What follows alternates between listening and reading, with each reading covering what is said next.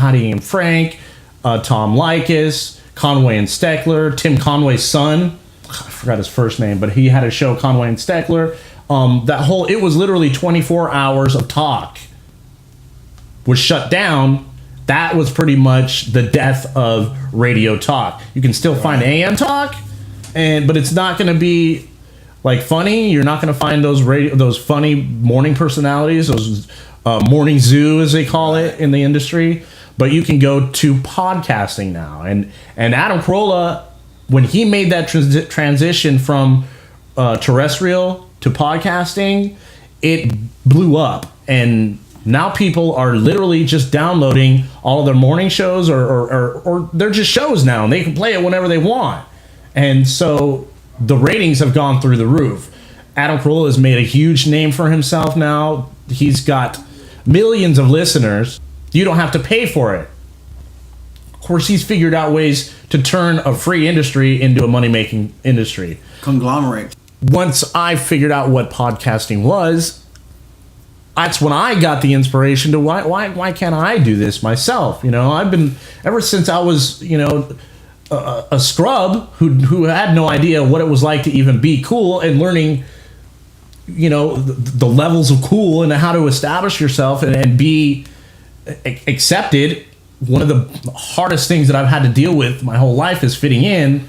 Listening to Howard Stern has given me those kind of skills, so to speak, or tricks on how to entertain people, make people laugh, talk about what I've heard, and make friends that way. And when I learned that podcasting is a grassroots format of anybody can do it, all you need is a computer, an internet connection, and a microphone, and just upload it yourself. For me, I don't know about you, because you've been doing you've had all these influences, you know what I mean? I've never had those influences like that. I've never listened to talk radio. I've never listened, you know what I mean? I've heard morning shows, KLOS, we're in Southern California, so we have like KLOS, and then we have KCAL. We have Mark and Brian in the morning, and then we have, the morning stew or morning stiffy or some shit, And I listen to that, and it's just kind of, I don't get it, dude. I don't get that kind of, you know what I mean? And so, when you asked me about this concept, dude, you yourself can verify, dude. I was like, what is a podcast? I had no idea what that was, dude. No clue, dude. And so you turned me on to a couple shows, Adam Carolla being one of them, the Nerdist podcast. You turned me on to, and then there was a couple other ones that I went through and I was checking out and stuff, And my first reaction was, I could do that. And then you get in here, dude, and it's like, you can do it, but can you be funny at it? Right. Can you be compelling to it? Right. Are people going to really listen to what you have to say? Right. Or are they just going to be like, what the fuck is going on in this guy's mind? Yeah. And so that's, for me, that's a big thing. That's a big part of the show, dude. To be, I'm going to use this word more than once today, I can imagine. I want to be compelling to the audience, you know what I mean? I want the audience to be able to listen to our show and be happy with what they listen to, you know what I mean? And I was really like what you just talked about right now, dude. I didn't know that shit, dude. That's just like, I just got like a lesson like in podcasting, dude. Like podcasting 101, like in 4 minutes, dude. And that was really cool. It's like, because I really didn't know any of that stuff, dude. I mean, I've heard the names, you know what I mean? But it just never interested me to do that. And you talked about that earlier today. We talked about we need to, read a little more books and on this stuff and get a little more evolved in the whole interviewing process and the radio personality and doing all that, you know what I mean? And that's something that we could, at least for me, I can look forward to doing, you know what I mean? But like I said, this is just every time we walk into the studio, dude, I'm nervous, and so far every time when I've left, I've been happy with what we've set down. You know what I mean? And again, we've had our trials and tribulations. You know what I mean? And so it comes back to building a rapport, not just with each other, but building a rapport with the audience. you know, and we're learning this, dude. We're flight by night, you know what I mean? That's a thing I want to expand on. We're learning with the audience, right? When it comes to podcasting, and I want to add that dynamic of here is how you do exactly what we're doing. Right.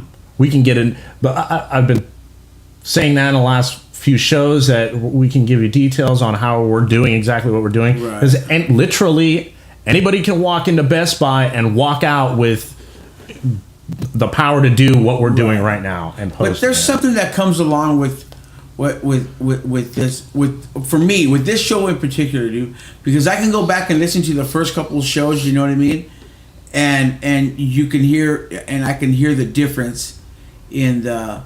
Back then I was a lot more looser, you know what I mean, and I was a more flight by night, and I was more is curseable a word? I don't think so. I was doing a lot of cursing. And vulgar. I was being I was very vulgar, and at the time, I felt that's what the show needed, and that's what we, you know what I mean. But as time goes on, you realize that, you know, if this is going to be a long-term thing, we can be provocative to a point, you know what I mean. But there's a point in being provocative. There's a difference between being provocative and being asinine, you know.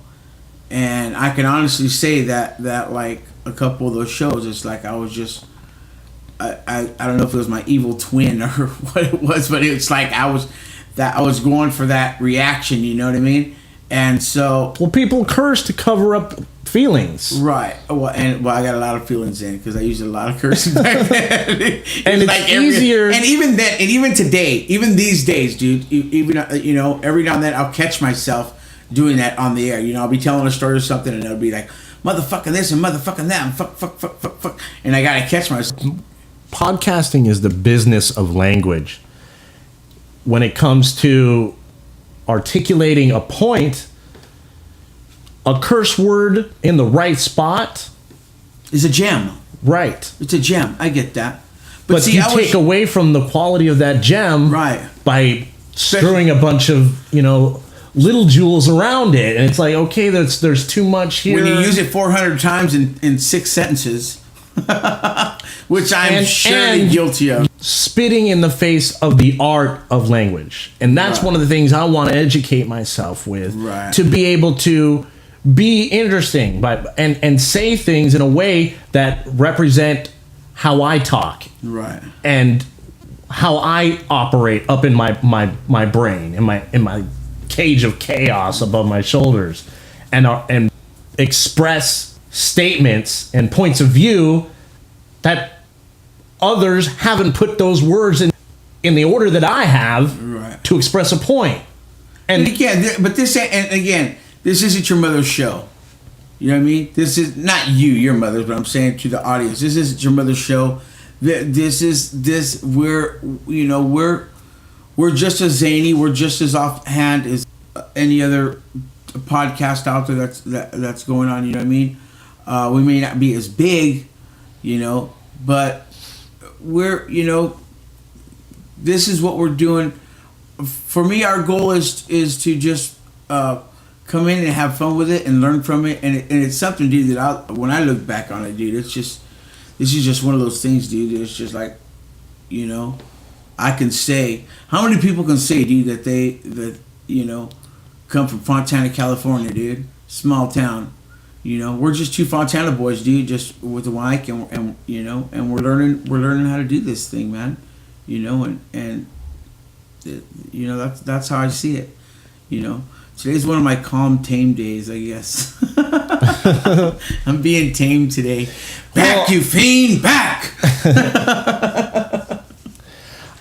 So building on that, just a couple of guys that are just, you know, no experience.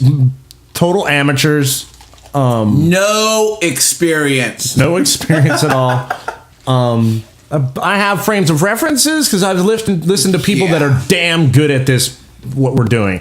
And I'm not saying I'm ever going to be that good. I would like to aspire to be that good one day. And maybe I'll be able to quit my day job and be able to make money on this. That was but actually that is kind of that was a title that we were going to go with. Quit my day job. Quit my day job. That's good to have a projection of, pick a target. If you don't have a target, you're not going to hit anything. And so eventually being able to make money on this and do this for a living would be a dream. And that's my tagline at the end of the show. What's your dream? This is mine. I'm doing this. Right. I want to make this a living reality, And in the meantime, I'm going to start from the bottom and work my way up and scrape through this thing, take all the scrapes and bruises and the criticism and compliments and figure out what's going to fill this time that we have together and put it out there each week and grow from there. But what I want to do is bring the audience along with us. And if we can inspire somebody else out there who wants to connect with us and be an extension of the show, that'd be awesome. I'd like to have a bunch of people out there that are part of our program. Right. And another thing too that I learned about this show is too that I have to have thick skin when it comes to this show, you know what I mean? And I have to be able to take that constructive criticism, because you've criticized me on a lot of the things that I've done with the show, and the audience doesn't hear those, the criticizing. But and my first reaction to when you say that, I'm like, well, fuck, I'm just doing what the fuck I'm supposed to do, you know what I mean? But it's a constructive criticism, you know what I mean? And I learned that word recently, you know what I mean? That's just something I learned recently, you know what I mean? Because there was a part of me that was like, well, fuck, why is he jumping on my shit? That's how I felt, you know what I mean? But you weren't, in retrospect, you weren't telling me these things to downplay me or to make me feel less than. You were telling me so I can better myself and be a better part of this team, of this show, you know what I mean?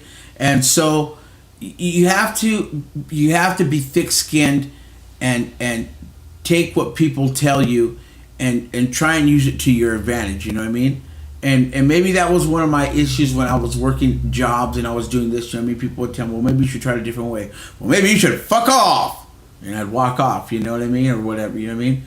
And so this show's done more for me, like personally, than I ever thought, you know what I mean? It's teaching me that I can be better at something, you know what I mean? And I can aspire for something bigger, you know what I mean? And that's a cool thing, man. But again, if you're looking to start a podcast and you're gonna be working with other people, then you have to be able to compromise. You know what I mean? There's a lot of compromise that goes, and sometimes you just have to go, okay, you know what? That idea is better, or you know what? Okay, you had your say, I had my say. Now let's move on from that. You know what I mean?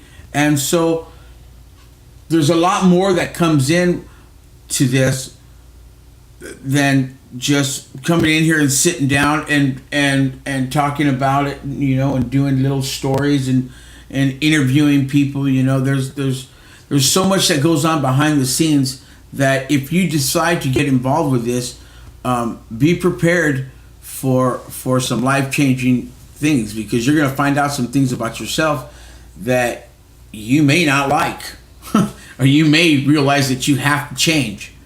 And if you're not willing to make that change, then you just may fail at what you're trying to accomplish. So you have to take that into consideration. And I say that from experience, I've had such a life-changing experience in this last 2.5 months that if it didn't actually happen to me, I wouldn't have believed it. I mean, that's how life-changing it is. It is for me.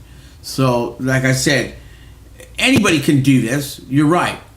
You say that. Anybody can do this. But can they succeed at it? That's the question. That remains to be seen. And that's my point. You know what I mean? Right. I thought when we first started this, man, this ain't shit. He wants me to go in there and be funny. I could do that because I'm funny. And here we are 10 weeks later, and it's like my